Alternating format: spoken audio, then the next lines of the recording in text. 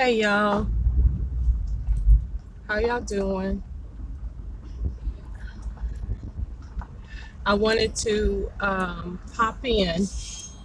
This is my off day, so of course I did a couple of hours of work.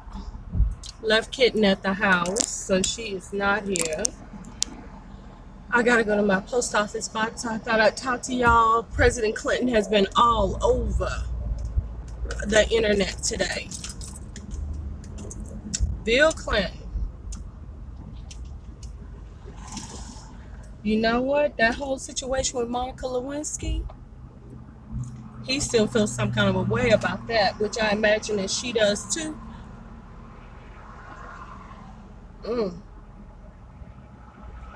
This is what I don't understand. I'm going to take the long way around because I can't get across this thing. Um, what I can't understand is why married men carry themselves like single men, and then when they get busted, they feel some kind of way. I don't understand.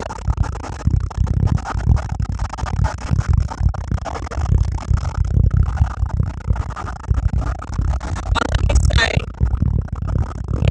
and are these particular men, Bill Cosby, Harvey Weinstein,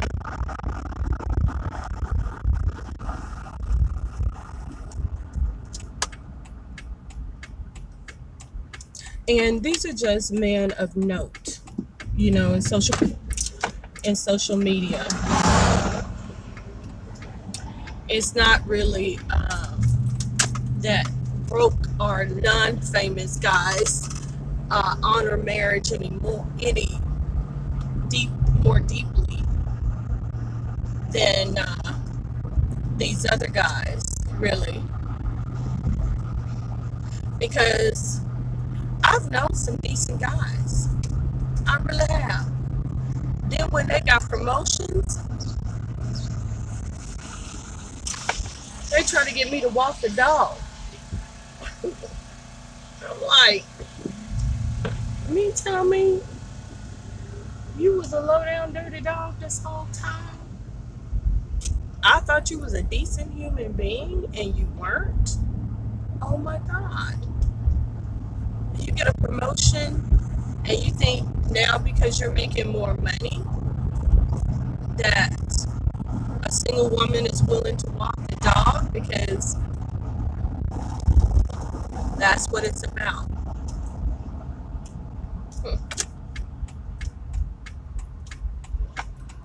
And I know what you're thinking. Every man ain't a dog. Every married man doesn't cheat on his wife. That's right.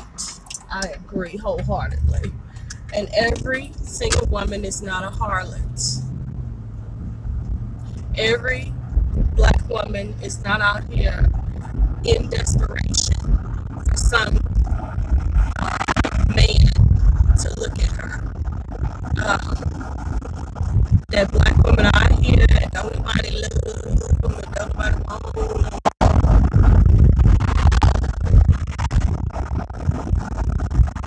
I imagine that there are some, just like there is a man who was a president by the name of Bill Clinton, and he went for low-hanging fruit, a friggin' intern in his administration who was close proximity. Even on Scandal, Fitz had to jump into the car and leave the White House most of the time to see Olivia. Okay, thank you, Shonda Rhimes, for that. Let's send this back out again.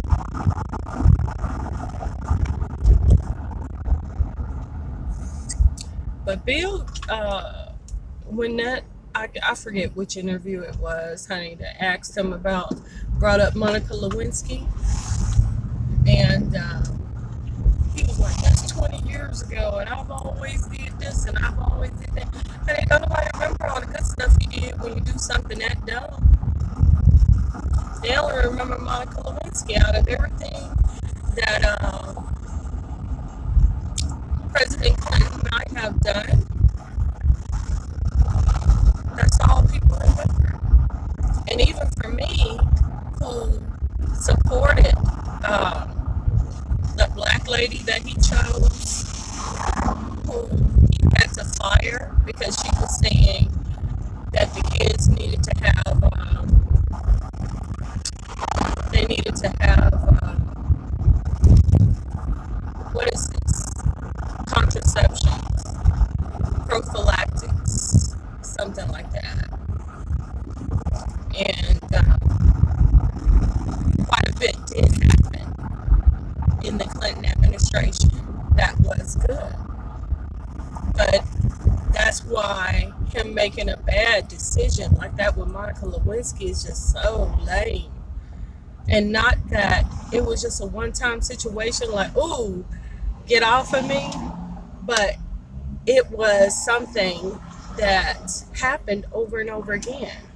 And Hillary had to step in and have the girl reassigned to another location, and that darn girl was steadily calling because she really think that she got something going on with a married man. He married, boo.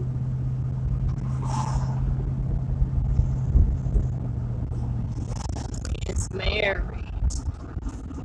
Okay? This is not to say that she was young, and that's not an excuse. Because there's plenty of young girls who know, she knows what a marriage is. She knows that that's not appropriate behavior, just like he knew. And they say, oh, it's two to tango, two to tango. It's just, damn. You know, I can't. I'm going to park over here and go in. All right. I just got to go to my P.O. box. I don't have to get in line. I don't buy stamps or nothing because I can't get in that line. That line takes, oh, sorry. Go. That line takes forever, honey. I am not the one. Put it on. Yeah. And I'm not going to park in the parking lot because it is full. So let me just run right over here and I'll be right back. I will pause this, but I don't know how. All right, I'll be back. Come up in. Okay, I'll be right back.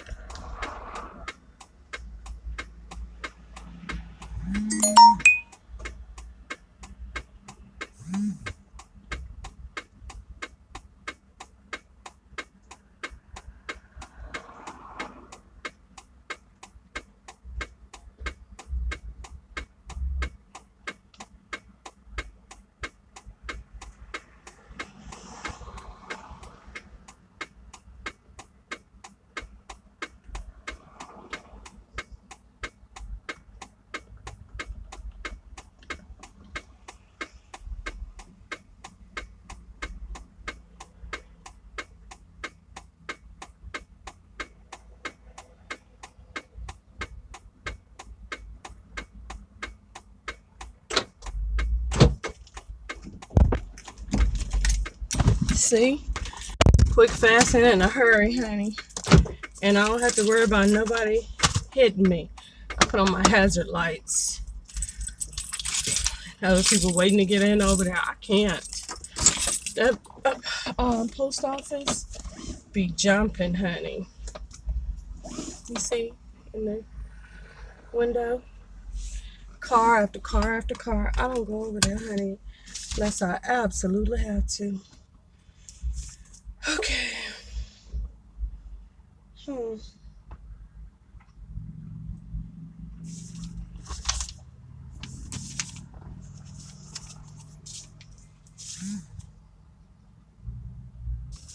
No problem.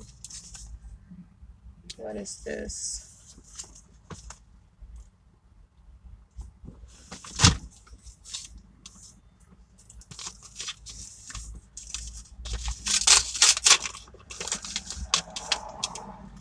Oh, I remember getting an email about this, but I don't know what it is. Huh.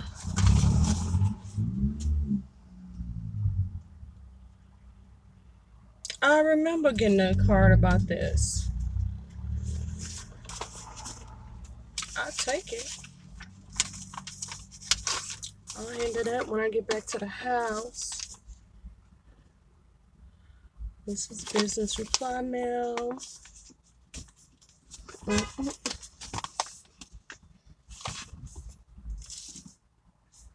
What is this?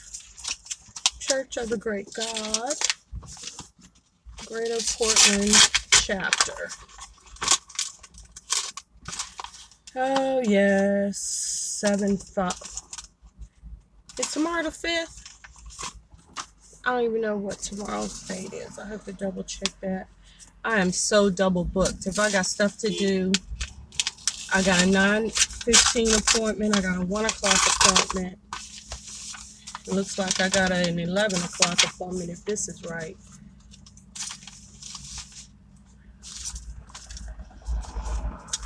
And these guys always remember me.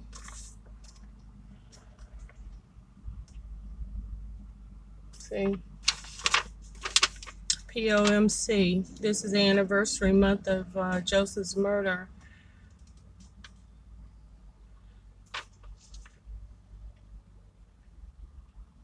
That's nice, though. They're making an effort. This is the nicest little letter I've ever received from them, but quiet as it's kept. If the Lord say the same, I'm out of here. You heard me? I am out of here. Oh, Jesus, no, honey. I'm waiting.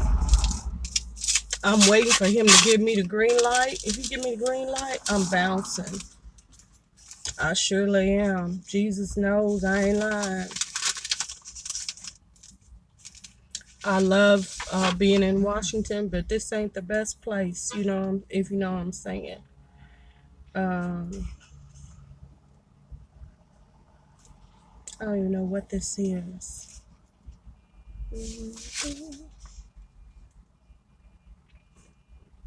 Oh, child, please. And then this. I gotta see about my AAA account. I like AAA.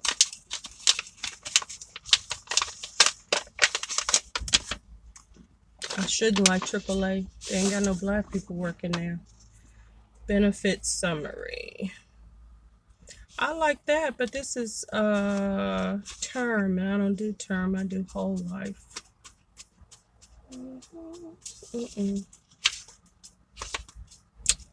Nope. AARP is a ripoff. AAA is much better. I gotta go. I gotta check the date. So, and that's all the mail. So now I'm just gonna head back home. I have some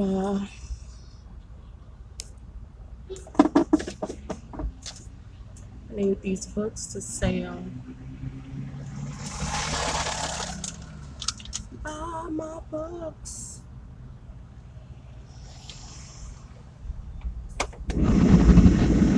So anyway, I was just looking at Bill Clinton, and you know, he's an old man now. And he was old 20 years ago, actually. And, you know, him being from Arkansas and the governor and all of these type of things. What can I say? I can't really be disappointed in the man, but I want y'all to see this too. See that those mountains? That's the Cascades. It's one of the reasons why I love living in Washington. But as you can see, this ain't nothing like the mountains in Salt Lake City, honey. They're much closer and much bigger. Now, as you go towards the east in Washington State, of course, they become more prominent. But here in King County, that's what I get. And it's something to see because in Houston, I don't see nothing. It's just flat. El Paso is better. I love the purple mountains that you can see in the evening time. You know, downtown El Paso, I love that. And they're very close. You know, first time I saw anything resembling a mountain was in El Paso, Texas, but not in Houston. And you can't see the mountains of El Paso from Houston, honey, because Texas is a wide open, big state. So you can't see El Paso from Houston. So anyway,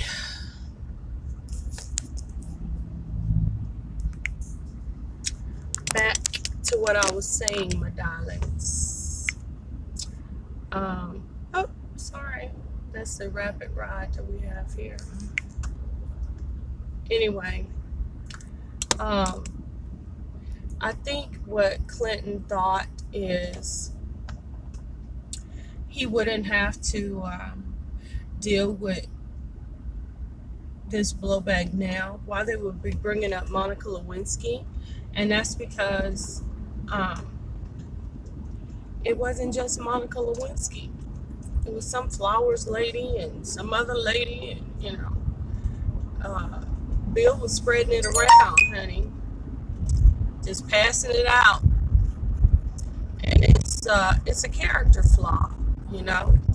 And God forbid that people would be as simple as to just do what they're supposed to do. They just won't do it. I gave that up a long time ago, honey.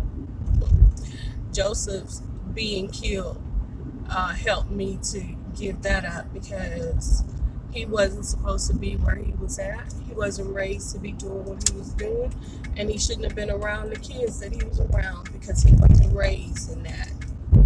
But that was his choice, and I think that he was full of doubt, and he was unhappy, and he was desperate, and he was trying to do something, and that's what happened. Maybe that's what happened with Bill. And unfortunately for Bill, for 20 years, he's been dragging Monica Lewinsky around him like a tail. She's been haunting him like a storm cloud over his darn head. And unfortunately, he cares. Unlike Trump. Trump don't give. That's the difference. It's not that the parties are different or they have different standards. You just got a POTUS in now who don't give a doggone. He don't care. He don't care what no Stormy Daniels can talk until the cows come home. That man don't give two good god doggones about nothing. Nothing that anybody gotta say. He said he talks a lot of trash about yeah, ABC apologized. You know, I can't even say it with a straight face. I can't. He is such a crazy person. He just does not. And I'm gonna tell you why he don't care what other people think. Because he know that they dirty too. That's why.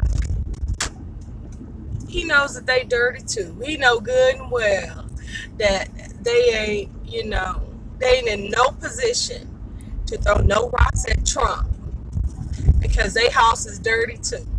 He knows. And that's the difference between Bill Clinton and Donald J. Trump. And that's what it is. You know, when I think about Donald J. Trump, all I can do is just kind of smirk and laugh, honey. because you ain't gonna get on your high horse with him. Let me show you this. I'm going over to the, but yeah. Donald J. Trump been around for a long time. He knows a lot of secrets. He knows that this person and the other, I can just imagine folks sitting up there talking to Donald, telling him about this and telling him about that. He know they business. He knows they busy. He just stop and look at them and they all like, really? You go talk to me about what I'm doing? Come on, man. Come on, get out of here with that.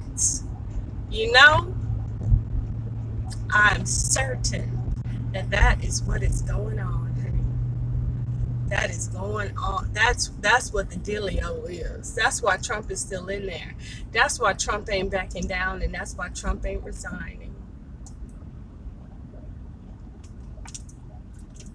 Because he knows that his dirt, his mess, his mess ain't nearly as horrendous as the mess that the Mueller. Crickets. Crickets. They don't have the moral high ground to say nothing to Trump. You know? Just like that woman that they was going to stone to death. And they said, yeah, she was caught in the act of adultery, honey. We gonna stone her to death. And Jesus said, let he who is without sin cast the first stone. Bent down in the dirt, wrote that scripture in that dirt. They saw what he wrote, and they one by one dropped them rocks and went on about their business. See, they gonna try to stone her, but who was she having adultery with? Herself. But now they gonna kill the woman. I made it down to the valley, y'all.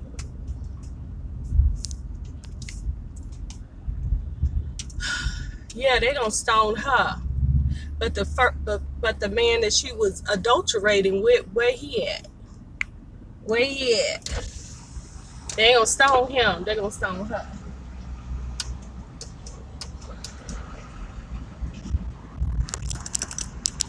That's how it's done, y'all. That's how it's done. Now,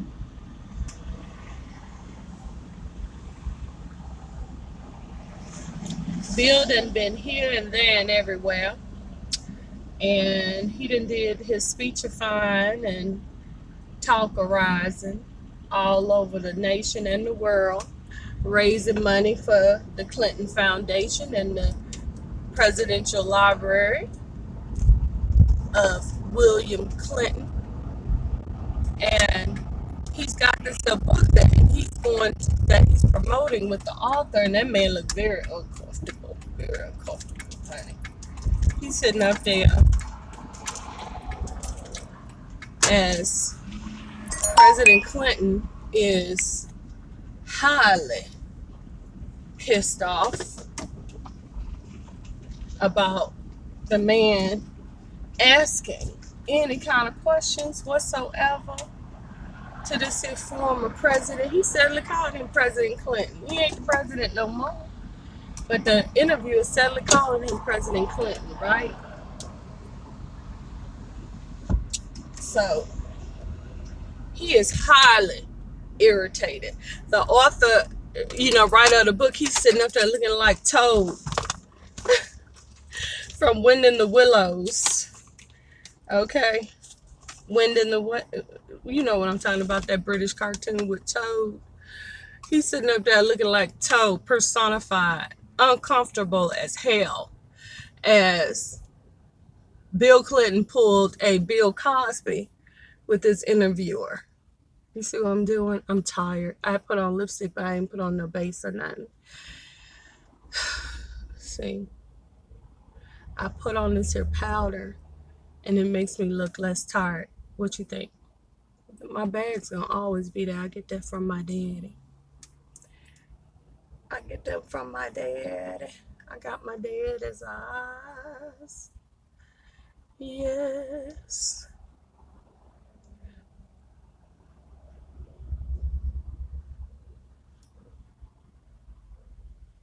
Daddy, Daddy, you know I love you. Oh, you know I love you, Daddy. Daddy, you're the king of my heart. Yes, honey, it wasn't a problem that I had that my daddy couldn't solve. Anything I needed, my daddy would get it for me. Okay. That's the truth. Yeah, I got these tissue in my ear because none of your business. I ain't telling you why.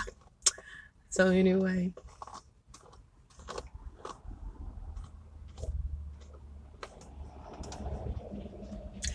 Loving you is like food to my soul.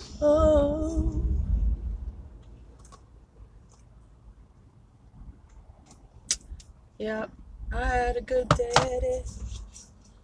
My dad was good to me.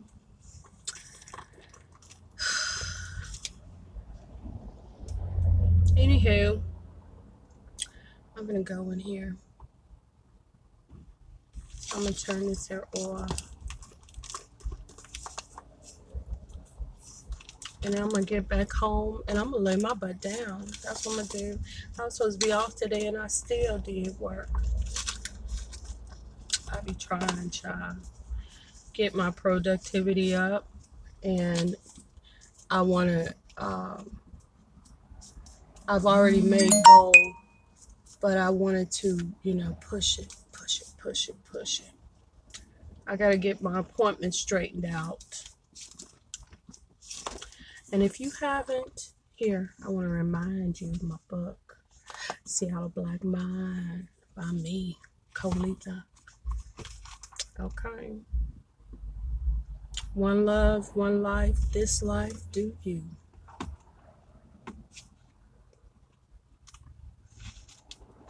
Get it on Amazon.com. Put in Colita Albert. I've got 7 books that you can buy. Either one of those.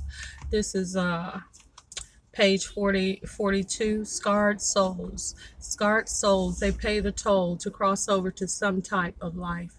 They cry their tears, they live in fears. They are afraid but still believe. They are disgraced but still achieve. They cry their tears, they live in their fears. Scarred souls do not trust. They see others and feel disgust. They cry their tears, they live in fears. Scarred souls. They seem insane. In crisis, they shine. That's their thing. They cry their tears. They abide in fear. Scarred souls. Scarred souls. They just want to be. And see, this is why I be taking all these pictures. If you follow me on Instagram, see that? I put the artwork in my book. See that? That's from back in the day. On page 43 in my book, Seattle Black Mind. So, yep, I do all of my artwork in my books. I design my covers. And, oh, look that, see? Daddy, oh daddy, you worked so hard, you worked so long, hour after hour, meeting with superpowers. Conference after conference, meeting after meeting, day after day, daddy. Yes, honey, daddy. Daddy, daddy. Moments after moments, meeting and greeting, superpowers. Oh daddy, how I missed you so. This makes me weak. I know your work is important, so I got busy too. And overnight, your little girl grew and grew. And just when you noticed, just when you knew, just when your work was finally through, it was then, Daddy, that heaven came for you, and you never got to see your little girl blue. Aww. to. Daddy.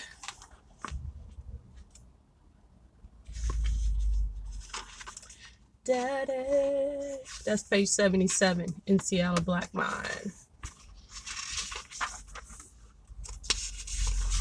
Yep.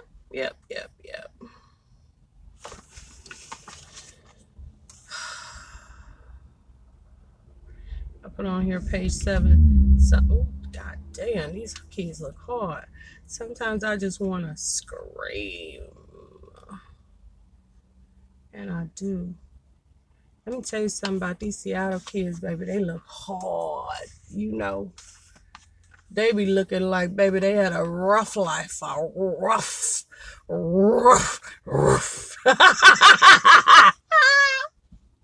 Yes, honey. A rough life. God damn. That's why I don't say nothing, honey. I call my mama, you know. Some people complain about their mamas and stuff like that. Not me. Not me, honey. She ain't got to live up to my standards. She do for me what God let her do, honey. She blessed me the way God wanted her to bless me, and what I didn't get blessed with, God didn't mean for me. And I'm gonna keep it just like that, and be grateful for what I did get. Okay. Yes, honey. I love my daddy and my mama, and I'm grateful. I'm grateful. I know I spent most of my young days, and I was so tired. I ain't gonna lie. Tired. You know why? I'm gonna tell you why. Saturday morning, 8 a.m. up, 9 a.m. at the Kingdom Hall, 10 a.m. rolling in field service until at least 12. And baby, Houston is hot. It's hot. Saturday, come home, ain't nothing to do but chores. You know, chores, things like that. If it wasn't for Daddy, we wouldn't have no social life, because he would have barbecues and stuff at the house. Friday nights would be card night. Him and his friends would do cards. He would buy us a bucket of chicken, or what was it, chicken? Yeah, I think we mostly did chicken on Friday nights. He would play cards. Saturday, we would go out and field service. Sometimes after Saturday evenings, we would head to Galveston because Daddy would go fishing. Usually we spend the night in Galveston, and Daddy would do some more fishing. We would have seafood for dinner and head back to Houston. I remember us going on road trips to the Indian reservations. I remember Daddy taking us to Lake Livingston and telling us about Lake Livingston, the stories of the Native Americans on Lake Livingston and the tribes that live there, our people, and how we stayed out of white folks' hands. Yep. How the old heads protected us and kept us from being desecrated, you know, pawed over and mistreated. Yep. And I remember listening to those stories and watching the minnows. I can still see them. I still see those minnows swimming. Millions of them in the water. When we was in town this time of the year in June, business would be bumping, so we wouldn't be able to go and travel that much. I worked with him in the shop. He showed me how to do customer service, how to answer that phone, how to greet customers when they come into the shop. Tony worked in the shop rebuilding starters and alternators with Dad. CB and Mr. Fred would be back there. They were kind of like security. We wasn't there alone, and nobody tried to come into their shop and rob us or nothing like that. Dad helped the community. A lot of people would come to him because their kids was in trouble or whatever. Dad would help them. Yep. He wanted mom to come and work up at the shop and do it. In the summertime, like I said, we have to stay close to the shop because business was booming. Make that money. And I'll go to the shop every day after school, and Tony would normally already be there. And then on the weekends, I would go, on the weekends, Daddy would barbecue and people would come over. And you're probably gonna think this is gross, but I used to eat the lemons out of the barbecue sauce. Daddy would put like a half a lemon, cut that lemon in half and put it in the barbecue sauce. And I would fish that lemon out of there and I would eat it with the barbecue sauce. He put a little beer in there, you know. So it was good. And those are my memories. If it wasn't for my daddy, you know, like I said with mom, I was tired all the time because she would make us go to every single meeting at the Kingdom Hall. There was no meetings that we didn't go to. We went to everything. Field service, the talk, you know, on Sunday morning at 10 o'clock. Then it was Watchtower study, another hour. That's 2 hours on Sunday. Then after that, I would get invited to go over to different friends' houses and stuff like that to do stuff, play cards, things like that. When I would get home, I'd do my homework if I didn't finish it. And Monday night, go up to the shop. Monday after school, go up to the shop. Tuesday, go to Brother Jones' house for Bible study for an hour. Then Mama would talk to the sisters and stuff about what? Nothing. Have to wait while they running their mouth. Then get home. I be so tired. I gotta do homework. Try to stay up to do my homework. When I get up in the morning, I'm so tired. Just tired. Didn't get enough sleep. Wednesday, same deal. Theocratic Ministry School on Wednesday. And if you got selected, they give you a little slip. And if you got selected to do a talk, it was over a particular subject matter. You have 3 to 6 minutes. They time you. You got to go through the introductory, cover the scripture, cover the subject or the topic, and then close it out in 6 minutes or whatever. And they would grade you.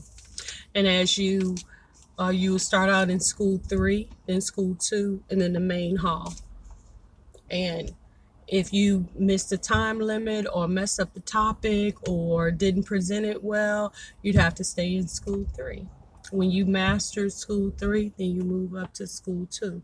When you master school 2, then you go present on the main stage. Yep. And if the congregation really liked the way that you presented and stuff like that, they approved, they would give you, you know, they would applaud you and stuff like that. And after the meeting, they would say that you did such a good job, blase, blase, you know, that type of thing. Yeah. So that was Wednesday night. And like I said, the Theocratic Ministry School, you had to do that. It was so long, I can't remember everything that was done in the Theocratic Ministry School. Because like I said, you would come to the meeting and you do something. Theocratic Ministry School, they would dismiss you to go to your different schools, you know, depending who was the people who had to present that night. And then something would happen after that. I can't remember what. I can't remember. It's been so long ago, over 30 years ago. But I remember that it was at least 2 hours and 30 minutes on Wednesday night, starting at 7:30, which meant they gonna talk until 10:30, which means we ain't gonna get home till 11. And I gotta get up for school in the morning. I may have homework. I was so tired. Let me tell you something, honey. Tired. I ain't look hard like these kids look. I don't know what they doing, honey. I ain't gonna say, I don't know. But I know that's what I'll be doing, and I'll be tired. I'm the kind of person I gotta go to bed at 7:30. Okay, come home from working at the shop, have dinner, do my homework, go to bed. That's the kind of schedule I needed. All that extracurricular stuff, no. And Doris didn't care about my grades, yo. She did not. She wanted us to be at that Kingdom Hall, baby, representing all of us in a line. You know.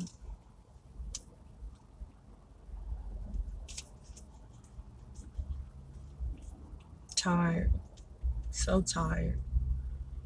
So Wednesday night, it was 7 meetings in all. So I said field service, the main talk, the Watchtower study, Theocratic Ministry School, Bible study at Brother Jones' them house, and whatever that second part of Theocratic Ministry School is, I can't remember what it is, but that makes number 7. 7 meetings a week on top of the family Bible study. So that was a little green book to study with the family. And then there was the youth book, which was a red book, and the Great Teacher, which was a pink book back in the day. And it was usurped by Paradise Lost or something. There was a big orange book called Paradise Lost, and then there was a yellow, gold, and red book that came out later on that took the place of the Truth book, which was blue. Oh. But you know what? I made it through, honey. I made it through. I know how to read. I know how to present. I know how to be a public speaker. And I know how to interview people and go from door to door and be safe. And I use those skills even to this day. Being on this video talking to you guys, okay, I'm using those skills. Not a lot. I mostly get on here and ramble. But I wasn't ever afraid of school. I wasn't afraid of no books. I wasn't afraid of no subject matter. And I really had an attitude about it because I learned all the stuff that I learned by being humble. Because my mom wasn't having us out there, doing other nefarious things. And even though I was up until midnight, a lot of Tuesdays and Wednesday nights for sure, I was up at midnight. Up until midnight, sometimes later, doing homework, depending on. I'm going to tell you what took me the longest, vocabulary. And vocabulary took me the longest because I would have to find the words in the glossary and write out the vocabulary longhand. And it wasn't like math, where you could just put the answer in there and be like, I'm going to take off for showing your work. It's like, whatever, do what you got to do, teacher. I got to go to bed. Okay, I don't have time to show my work today. So, vocabulary. That was the most time-consuming work that I ever had to do. If I had a research paper to do or something like that, I would go on my lunch break to the library and talk to the librarians and, talk to them about reference books and stuff that I could get to do my research, because I want to get information that's not readily available on the particular subject matter. So I can guarantee an A on my paper. Essays were another thing. We would read stories in literature, and then I have to write an essay on it. Done and done, honey. That was quick for me. Quick. So that was the biggest thing, vocabulary. That took the most time. But things like that, I guess, in your upbringing, I don't really know how Bill Clinton was brought up. I know he was brought up by a single mom. I'm not sure what she did for a living, and I know that he only had his half brother, who did have some problems. I don't know if he's still alive today.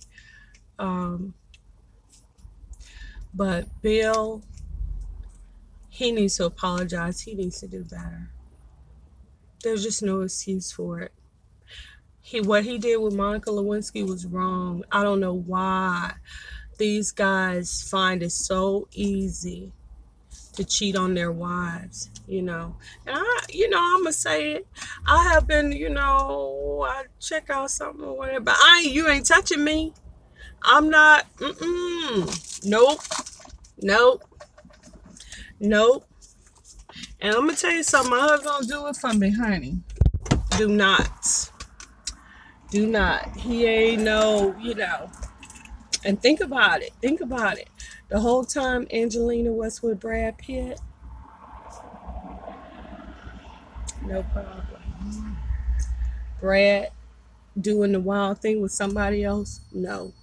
See, it's not hard being faithful. It's not hard doing what you're supposed to do. It's not difficult.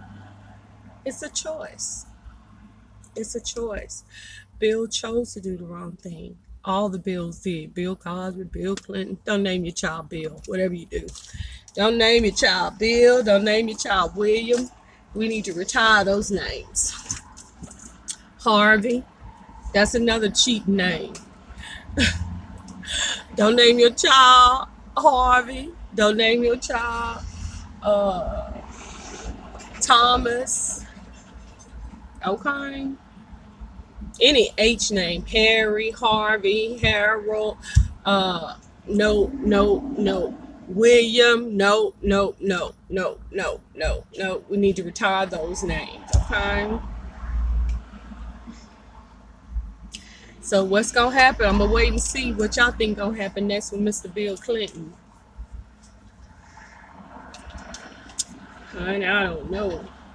I'm gonna try to figure out my appointments, honey. I ain't got time for the rest of the year. Got my appointment reminder. I gotta check my schedule. Yeah, and tomorrow I don't know where I'm gonna go. Ugh. Yep. I may have to call them to reschedule depending on what I got to do. All right, then. I gotta go. Talk to you later. Bye.